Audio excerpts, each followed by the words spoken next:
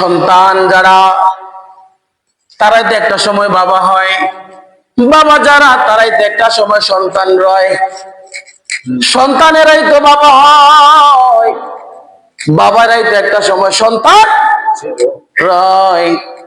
বাবার একটা সময় সন্তান ছিল, আজ সে বাবা হইল, কিন্তু বাবার জন্য দরজা বন্ধ করার সুযোগ, মায়ের জন্য দরজা বন্ধ করার সুযোগ নাই, মারে নিয়ে বাগাবাগি করার সুযোগ নাই।